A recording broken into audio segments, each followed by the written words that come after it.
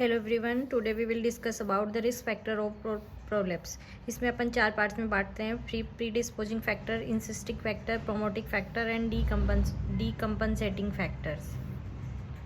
First we will discuss about the predisposing factor. इसमें जो पहला है वो जेनेटिक फैक्टर। जेनेटिक फैक्टर्स में कुछ सिंड्रोम्स लाइक मार्फन सिंड्रोम में कॉन्जेनाइटल वीकनेस हो जाती है टिश्यूज़ की। इसके अलावा एहलर डेनलो सिंड्रोम, उसमें भी हाइपर मोबाइल जॉइंट्स मिलते हैं, टाल स्टेचर और इनहेरिटेड वीकनेस मिलती है कोलेजन टिश्यू की। इसकी वजह से प्रोलैप्स ज़्यादा होता है।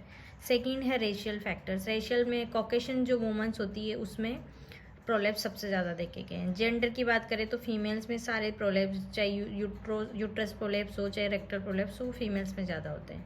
फैमिली हिस्ट्री की बात करें तो जिन फैमिलीज़ में प्रोलैप्स होते हैं वो क्यों होते हैं? पुअर कोलेजन क्वालिटी की वजह से। देन अपन बात करेंगे इंसिस्टिंग फैक्टर। फर्स्ट है pregnancy. Irrespective of mode of delivery, pregnancy itself cause prolapse.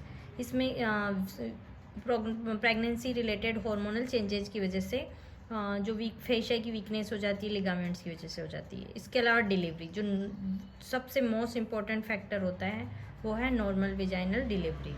इसमें भी वो डिलीवरी जो फोर्सेप्स डिलीवरी है, इसके अलावा young age at first delivery है, prolonged second stage of labour है, इन्फेंट वेट अगर मोर देन 4.5 kg है, इसके अलावा repeated childbirth at shorter intervals है, प्रीमेच्योर बियरिंग डाउन है, ये सब इसके एडिंग फैक्टर हैं।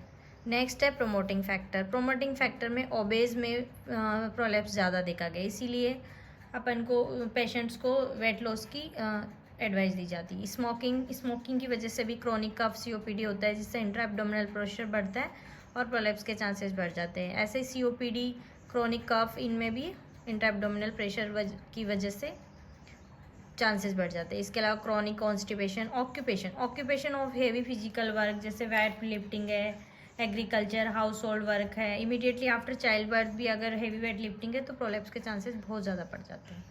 नेक्स्ट है डीकम्पनसेटिंग फैक्टर, एजिंग। जितनी ज़्यादा एज होगी उतनी ज़्यादा चांसेज होंगे प्रोलैप्स के, क्योंकि लिगामेंट्स वीक होते जाते हैं विद एज। मीनोपोज के बाद क्या होता है? हाइपोस्ट्रोजनिज्म हो जाता है, जिससे क्या होगा? वीकनेस हो जाएगी, एट्रोफी हो जाएगी पेल्विक फेशिया एंड लिगामेंट्स की, जिससे प्रोलैप्स भी हो सकता है और स्ट्रेस यूरिनरी इनकॉन्टिनेंस भी हो सकता है।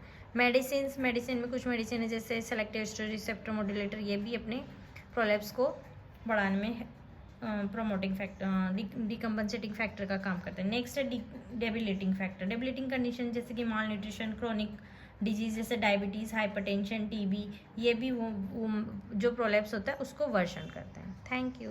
अगर वीडियो अच्छा लगा हो तो लाइक करें, शेयर करें एंड चैनल को सब्सक्राइब करें। Thank you.